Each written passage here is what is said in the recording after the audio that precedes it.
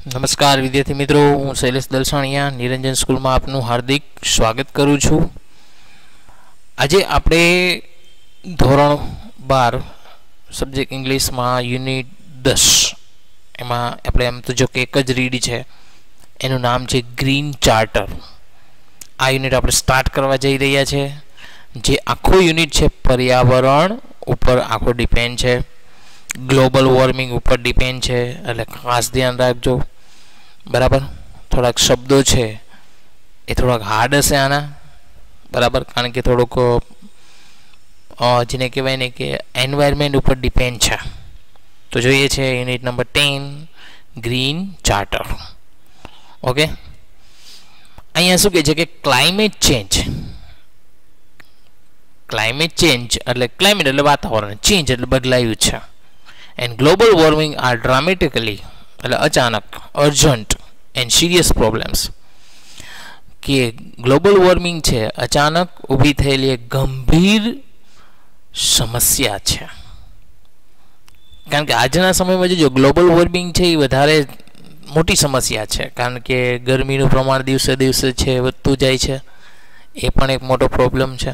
બરાબર, that can lead to a calamitous consequence. calamitous consequence એટલે ગંભીર પરિણામો. calamitous નો મીનિંગ શું થાય? ગંભીર. consequence નો મીનિંગ શું થાય? પરિણામો. જે આપણે ગંભીર પરિણામો સુધી લઈ જઈ શકે છે. we do not need to wait for governments alone to find solution to this terrible problem. terrible એટલે ભયંકર સમસ્યા. કે આપણે આ ભયંકર સમસ્યાનું સમાધાન માટે સરકાર છે એ કોઈ નિરાકરણ શોધે તેની રાહ જોવાની જરૂરિયાત નથી. each individual can play an important part. individual can play an important part. important part એટલે મહત્વનો ભાગ. by simply adopting a more responsible lifestyle. simply adopt કરવું એટલે સ્વીકારો. more responsible એટલે કે જવાબદારી લાઈફસ્ટાઈલ. કે આપણે આપણી જવાબદારીપૂર્વક જીવન સ્વીકારીને આપણે એક વ્યક્તિગત રીતે મહત્ત્વનો ભાગ ભજવી શકીએ છીએ. પણ એના માટે દરેક વ્યક્તિ છે એ એમાં ઇન્વોલ્વ થવું જોઈએ. બિગિનિંગ વિથ સમ લિટલ, કે નાનેથી શરૂઆત કરી every day do's or don'ts, દરરોજ શું કરવું જોઈએ, શું ન કરવું જોઈએ. It's the only reasonable way. It's a only reasonable way to save our planet. કે તે જ આપણા save our planet. planet એટલે ગ્રહ અથવા પૃથ્વી. આપણા પૃથ્વીને બચાવવા માટેનો આ જ યોગ્ય રસ્તો છે. before it is too late, કે બહુ મોડું થઈ જાય તે પહેલા. બરાબર, એના પછીનો પેરેગ્રાફ છે. It is important for all of us to think in terms of first reducing our emission of CO2. It is important for all of us. આપણા બધા માટે અગત્યનું છે to think in terms of first reducing એટલે ઘટાડવું our emission એટલે નિકાલ of CO2. કે આપણે કાર્બન ડાયોક્સાઇડ, CO2 એટલે શું થાય? કાર્બન ડાયોક્સાઇડનો નિકાલ ઘટાડવો, એના માટે વિચારવું એ આપણા માટે અગત્યનું છે. ઓર કાર્બન ફૂટપ્રિન્ટ્સ અથવા તો કાર્બનના તત્વોનો. The carbon footprint is a subset of ecological footprint. કે કાર્બન તત્વ છે એ પર્યાવરણના તત્વનો એક ભાગ છે. સબસેટ હોવો એટલે શું થાય? ભાગ હોવો.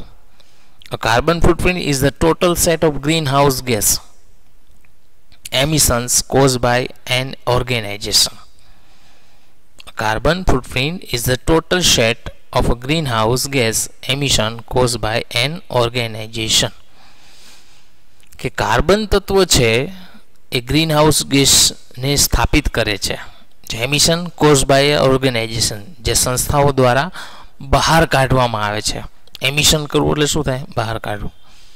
ઇવેન્ટ પ્રોડક્ટ, વસ્તુના ઉત્પાદનમાં, ઓર પર્સન અથવા વ્યક્તિ દ્વારા. Green house gases can be emitted through a transport. Transport એટલે વાહન વ્યવહાર. કે ગ્રીન હાઉસ ગેસીસ છે એ વાહન વ્યવહાર દ્વારા છે એ બહાર ફેંકવામાં આવી શકે છે. લેન્ડ ક્લિયરન્સ જમીનની સાફ સફાઈ માટે, એન્ડ ધ પ્રોડક્શન અને ઉત્પાદન માટે, એન્ડ કન્ઝમ્પશન અને તેના ઉપયોગમાં, ઓર ફૂડ એટલે કે ખોરાકના ઉપયોગમાં, ફ્યુલ્સ એટલે બળતણમાં, મેન્યુફેક્ચર ગુડ્સ એટલે માલસામાનના ઉત્પાદનમાં, મટીરિયલ્સ એટલે સામગ્રીમાં, વુડ એટલે લાકડાઓમાં, રોડ્સ રસ્તાઓ, બિલ્ડિંગ્સ એટલે ઇમારતોમાં, એન્ડ સર્વિસીસ અને સેવાઓ દ્વારા. આ બધા દ્વારા છે કાર્બન ડાયોક્સાઇડ છે એ બહાર નીકળે જ છે. ફોર સિમ્પ્લિસિટી ઓફ રિપોર્ટિંગ, સામાન્ય રીતે એવું નોંધાય છે, it is often express in terms of the amount of carbon dioxide, કે તેને એક કાર્બન ડાયોક્સાઇડ તરીકે છે એ રજૂ કરવામાં આવ્યો છે. Or it is equivalent of other GHGs એટલે કે ગ્રીન હાઉસ ગેસીસ, અથવા તો એને ઇક્વલન્ટ એટલે કે એને સમાન ગ્રીન હાઉસ ગેસીસમાં એમિટેડ કરવું એટલે બહાર ફેંકવું. એના પછીનો પેરેગ્રાફ છે ત્રીજો અને છેલ્લો. As one begins this process, કે જ્યારે આ પ્રક્રિયા એકવાર શરૂ થઈ ગઈ છે, it soon becomes evident that there is no way we can currently reduce our emission of greenhouse gases to zero. It soon becomes evident that કે એવું લાગશે કે that there is no way we can currently reduce our emission, કે આપણે of greenhouse gases to zero, કે greenhouse ગેસીસને zero સુધી લઈ જવા માટે કોઈ રસ્તો બની શકશે નહીં. Every single aspect of our economy from manufacturing to ટ્રાન્સપોર્ટેશન્સ,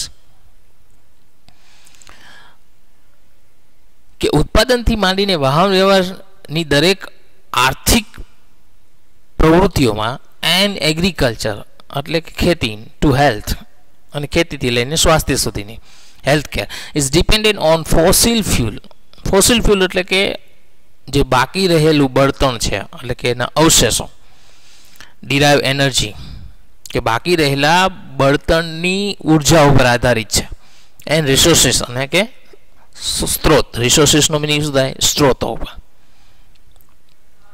as we seek and develop alternative sources of energy, શીખ એટલે વળવું, કે આપણે જ્યારે એના વૈકલ્પિક સ્ત્રોતો તરફ અથવા ઉર્જા તરફ વળ્યા છીએ, and as we begin think and live in more efficient ways, અને આપણે છે એવું વિચારવા લાગ્યા છે અને ખૂબ જ કાર્યક્ષમ રીતે રહેવા લાગ્યા છે. We are still left with the undeniable reality, આપણે ઘણી બધી જેની અવગણના ન કરી શકાય તેવી વાસ્તવિકતા છોડી છે.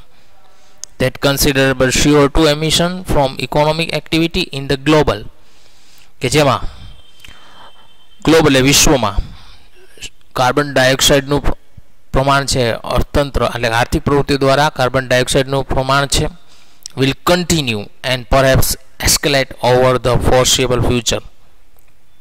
એસ્કેલેટ કરવું એટલે એને વધારવું, ગતિમાન કરવું. ફોરસિબલ ફ્યુચર એટલે કે ભયંકર ભવિષ્ય તરફ છે એ ગતિમાન કરે છે અથવા વધારે છે. આપણું ભવિષ્ય છે એ ટૂંકમાં બહુ ભયંકર રહેશે જો આવું આવી સ્થિતિ રહી, CO2નું પ્રમાણ આવું નવું રહ્યું તો. ઓનલી કગેન વે એટલે કે એક સારામાં સારો રસ્તો છે to take this issue head on it, કે આ બાબતને વિચારવામાં આવે. To offset the emission we cannot yet eliminate, કે આ બાબત, આ નિકાલના બાબતને વિચારવામાં આવે જે હજુ સુધી આપણે તેને બહાર કરી શક્યા નથી. એલિમિનેટ કરવું એટલે શું થાય? બહાર કરવું. ઓફસેટ કરવું એટલે એનું ઇઝ ટુ ઓફસેટ કરવું એટલે એમાંથી બહાર કરવું. તો આ 3 પેરેગ્રાફ હતા મિત્રો, બરાબર. તો અહીંયા સુધી આપણે